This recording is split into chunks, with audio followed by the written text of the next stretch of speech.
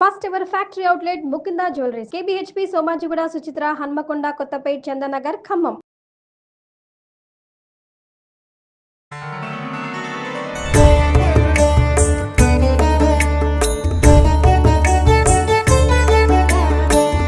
नमस्तेस्तु महामाये श्रीपीठे सुरपूजिते शङ्खचक्रगदाहस्ते महालक्ष्मी नमोऽस्तुते।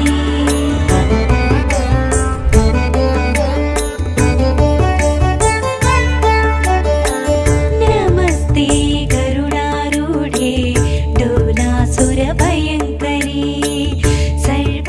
నమస్తే రమ్మగారు. నమస్తే రమ్మగారు, దీపావళి రోజున మనం లక్ష్మీదేవికి ప్రత్యేకంగా పూజ చేస్తాం కదండి.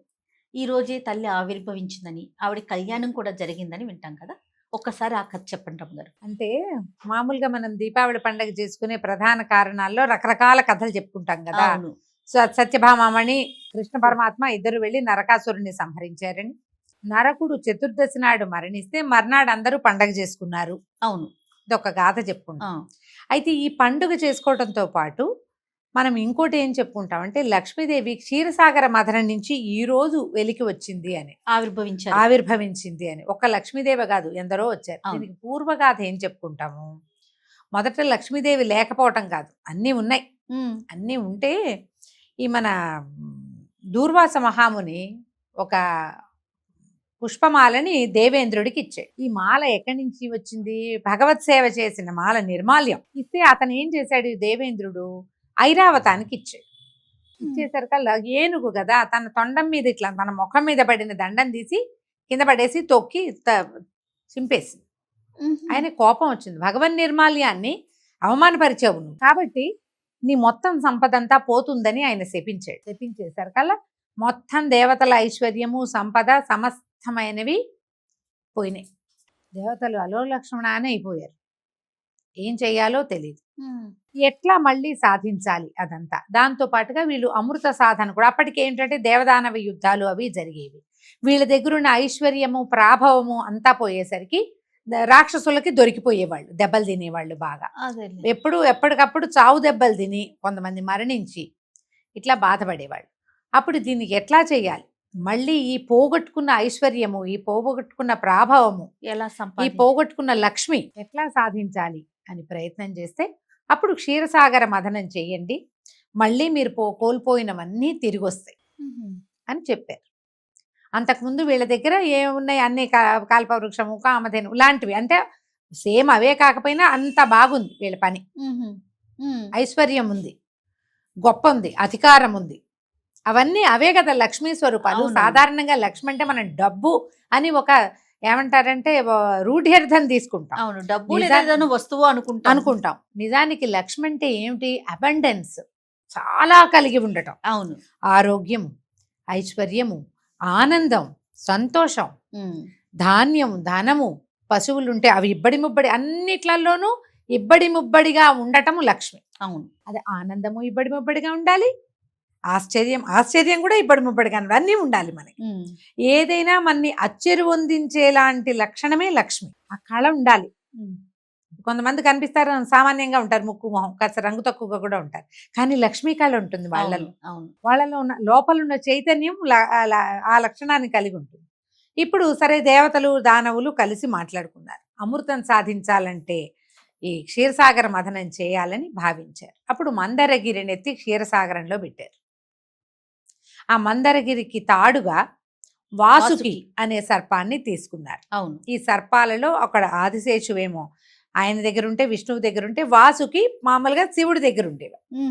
ఇవన్నీ తీసుకున్నారు. శివుడి దగ్గర ఉండే వాసుకుని పెట్టుకున్నారు. ఈయన మహాసర్పం. ఈ సర్పాన్ని వాసుకిని కవ్వంతాడుగా పెట్టుకున్నారు. తీసుకుని మీరో వైపు మేమో వైపు కలిపి చిలుకుదామని, మామూలుగా ఇంత గిన్నె అనుకో, ఒకళ్ళే ఇట్లా ఇట్లా అంటారు. సముద్రంలో పెట్టిన కొండని చిలకాలంటే ఎంతమంది కావాలి? దేవతలు ఒకవైపు, దానవులు ఒకవైపు, రాక్షసులు ఒకవైపు పట్టుకున్నారు. తలా తోక పట్టుకుని చిలికారు. చిలుకుతుంటే సముద్రంలో పడిపోతుంది కింద కుదురుగా ఏం చేశాడు భగవంతుడు, పురుషోత్తముడైనటువంటి విష్ణుమూర్తి, తను ఒక కూర్మంగా మారి ఆది కూర్మ అవతారాన్ని తీసుకుని ఈ వెళ్ళి మందరగిరి కింద కూర్చున్నాడు. అది మునిగిపోయి ఒరిగిపోకుండా దాని మీద కుదురు చట్టు దాని కింద కుదురుగా ఉన్నాడు అనమాట. దాని మీద ఆయన వీపు మీద నిలబడిన మందర పర్వతం ఇక చిలికింది. చిలికేసరికల్లా హాలాహలం పుట్టింది. మొట్టమొదట హాలాహలం పుట్టి వీళ్ళంతా హాహాకారాలు చేసి పరిగెత్తారు. మరి భగవంతుని పరమేశ్వరుని ప్రార్థించండి, ఆయనే దీనికి సమాధానం చెప్తాడంటే ఆయన అడిగారు, అయ్యా మమ్మల్ని రక్షించవా అంటే ఆయన ఏం చేశాడు, ఆ హాలాహలాన్ని ఇట్లా ఒడిసి పట్టి తాగాడు, ఇంగేసి కంఠంలో దాచిపెట్టాడు. గరళ కంఠుడు అయ్యాడు భగవంతుడు. అక్కడ అయింది. అక్కడి నుంచి మళ్ళీ ఇంకా ఇంకా చిలకటం మొదలుపెట్టారు. చిలకటం మొదలెట్టేసరికి ఇక ఒకటి ఒకటి చొప్పున వచ్చినాయి బోలెడన్ని వస్తువులు. అమృతం ముందు రాల, చివరికి వచ్చింది. పాలకడల నుంచి లక్ష్మీదేవి, ఐరావతము, కామధేనువు, కల్పవృక్షము, చంద్రుడు, అప్సరసలు కూడా పుట్టారు. వాళ్ళంతా లక్ష్మీదేవితో పాటు పుట్టిన వాళ్ళే. వీటన్నిటితో పాటుగా గవ్వలని, శంఖాలని, ఎన్నో రకాల మణులు అవన్నీ కూడా సముద్రంలో నుంచి బయటకు వచ్చినాయి. వీళ్ళందరూ వచ్చాక అమృత భాండం పట్టుకుని ధన్వంతరి ఏం చేశాడు, ఆయన వచ్చాడు. వైద్య గ్రంథం ఒకటి పట్టుకొచ్చాడు, జలగని పట్టుకుని అమృత భాండాన్ని పట్టుకుని వచ్చాడు. జలగ జలగలతోటి వైద్యం చేస్తారు కదా, అవును, ఆయన చేతిలో ఉంటుందట. ఈయన వచ్చాడు. వచ్చేసరికల్లా మాకని పోరాటానికి దిగారు. మళ్ళీ ఏం చేశాడు విష్ణుమూర్తి, మోహిని స్వరూపం దాల్చి ఆ అమృతాన్ని పంచిపెట్టాడు. ఏ రోజున ఈ మొట్టమొదట లక్ష్మీదేవి ఇందులోంచి బయటకు వచ్చిందో ఆ రోజు ఈ అమావాస్య, దీపావళి అమావాస్య నాడే లక్ష్మీదేవి జననం జరిగిందని చెప్తారు. ఇది ఒక గాథగా, ఒక పురాణంలో ఇది చెప్పబడింది. లక్ష్మీదేవి జన్మించింది. ఆమె అందులోంచి బయటకు వచ్చాక ఎంత పరమాద్భుత సౌందర్యవతి, సాగిలపడ్డారు అంతా. ఆ సౌందర్యాన్ని మా సౌందర్యం ఏమిటి, మహోత్కృష్ట. ఆమె లేకేగా ఇలా దౌర్భాగ్యం పాలైపోయాం మనము. మొత్తం అంతా చెడిపోయింది కదా, ఇంకేం లేదు. ఆమె వచ్చేసరికల్లా ఆమె ఏం చేసింది, వెంటనే దేవేంద్రుడు ఆమె పరిపరి విధాలుగా ప్రార్థించి ఆమె కోసం తపస్సు చేసి ఆమెను కోరుకున్నాడమ్మా, మా యందు దయ ఉంచమని. అప్పుడు ఆవిడ ఏం చేసిందంటే అన్ని చోట్ల తన తాలూకు యశస్సుని, ప్రాభవాన్ని ఉంచింది. భూమి మీదేమో ధాన్యంగా, ధాన్యలక్ష్మిగా, తర్వాత ఏమో ఈ సముద్రాలలో నీటి యందు కూడా తీయదనాన్ని, అట్లా ప్రతి చోట తన యొక్క గొప్పతనాన్ని ఉంచింది. ఆ లోపల నుంచి బయటికి వచ్చినటువంటి అమ్మని విష్ణువుకి సమర్పించారు. ఆయన్ని చేరుకుంది. ఆయన ఎత్తి ఆమెను వక్షస్థలంలో పెట్టుకున్నాడు. విష్ణు వక్షస్థల నివాసిని అయిపోయింది అమ్మవారు. వివాహం చేసుకుని ఆమెని తన వక్షస్థలంలో పెట్టుకున్నాడు. ఆమె తన యొక్క అన్ని కళలని ఈ ప్రపంచం అంతా పంచిపెట్టింది. ఆమెదే ఈ గొప్పతనం అంతా.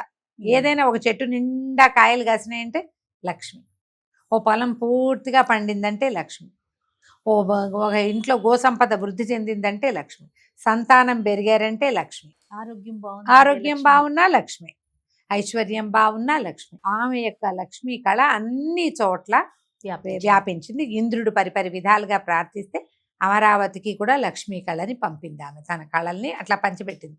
లక్ష్మి ఏంటంటే మామూలుగా మనకి కళలు అక్కడ ఇక్కడ పెంచాక ఇక్కడ ఉండవనుకుంటారు, అలా ఉండదు. ఆమె పంచిన కొందికి పెరుగుతుంది ఆమె కళ. ఈ రోజున పుట్టింది కాబట్టి ఈ రోజున లక్ష్మీ పూజ చేసుకుంటే మనం కూడా అలా వృద్ధి చెందుతామన్న నమ్మకంతో ఏదో ఒక్క ప్రాంతంలో మొదలయ్యి ఉండొచ్చు. ఇది బహుశా అది అట్లా మెల్లిగా భారతదేశం అంతా పాకింది. ఇందులో వ్యాపారస్తులు వీళ్ళు ఏంటంటే ఈ రోజునే మొత్తం షాపులు, ఇళ్ళు, ఏమైనా వ్యాపార సంస్థలు ఏముంటే వాటన్నిటిని ముందే శుభ్రం చేసుకుని దీపావళి నాడు పూజ చేసుకుని కొత్త పుస్తకాలు పెట్టుకుని ఇట్లా చేసుకుంటారు వాళ్ళ పద్ధతి ప్రకారం. అవును. ఇందులో నార్త్ ఇండియన్స్, ఈ మార్వాడీస్ వాళ్ళు ఎక్కువ చేసుకుంటారు. మన ప్రాంతంలో కూడా అందరూ దీపావళి నాటి రాత్రి పూజ చేసుకోవటమే ఆ విధానం. వారిని చూసి వాళ్ళందరూ బాగున్నారు, మనం అదే కదా చేస్తాం. ఒక పూజ ఒకళ్ళు చేసుకుని వాళ్ళు పైకి వచ్చారనుకో, అది బాగుందని మనం కూడా చేసుకుంటాం. మంచిదే కాబట్టి దాన్ని అలా ఎంకరేజ్ చేయబడుతూ కొన్నాళ్ళకి ఏమవుతుంది, ఇది ఏ ప్రాంతపు పూజో మన ప్రాంతపు పూజగా స్థిరపడుతుంది. వాళ్ళు ఏం చేస్తారు, మనం మన విధానం ప్రకారం చేస్తాం. మనకి షోడశోపచార పూజ చేయటమే మన విధానం.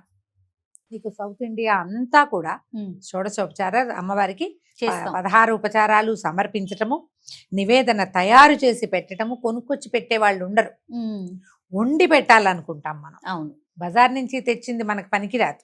ఇక్కడంతా కూడా వండుకుంటాం. పాయసం చేస్తాం, క్షీరాన్నం చేస్తాం, తర్వాత ఈ బూందీ లడ్డూలని, మైసూర్ పాకులని, శనగపిండితో చేస్తాం కదా, బేసన్ లడ్డు అని, అట్లా ఏవో ఒకటి శనగపిండితో చేసిన పదార్థాలని నివేదన చేయటం, మనకున్న సొమ్ములన్నీ అమ్మవారికి సమర్పించటం, కొంత డబ్బులు పెట్టి పూజ చేసుకోవటం, ఎవరెవరి మనసును బట్టి వాళ్ళు పూజ చేసుకుంటారు. మనం అందుకు లక్ష్మీ పూజ చేసుకోవాలి. ఇప్పుడు ఈ లక్ష్మి అంటే మళ్ళీ మళ్ళీ మనం చెప్పుకోవాల్సింది ఏంటంటే డబ్బు అని అనుకోవద్దు. విద్యాభివృద్ధి కూడా, విద్యాలక్ష్మి, సంతాన లక్ష్మి, ధనలక్ష్మితో పాటు ధైర్యలక్ష్మి కూడా. అవునండి. ఎంతమంది ఉన్నారు అష్టలక్ష్మి? అవును, అవును. ఈ అన్ని లక్ష్ములతో పాటు సిద్ధలక్ష్మి అని ఒకటి ఉంది. సిద్ధి, ఆ, మనకి ఏదైనా సిద్ధించటం, ఆ, అది కూడా కావాల్సిందే. ఖచ్చితంగాను. ఆమె అనుగ్రహం లేకపోతే అది ఉండదు. అవును. అందుకని ఈ రకంగా మనం పూజ చేసుకుంటాం. దీనికి ఏమి నియమం లేదమ్మా, ఇలాగే చెయ్యాలి, ఇంతే చెయ్యాలి, ఉమ్. వీళ్ళే చెయ్యాలి, అలా ఏమీ లేదు. అందరూ ఎవరైనా చక్కగా లక్ష్మీ పూజ చేసుకోవచ్చు. హాయిగా చేసుకోండి. కథ ఎంత మంచి కథ చెప్పుకున్నాను చూడండి. చాలా సంతోషం రామ్ గారు. మరొకసారి దీపావళి శుభాకాంక్షలు.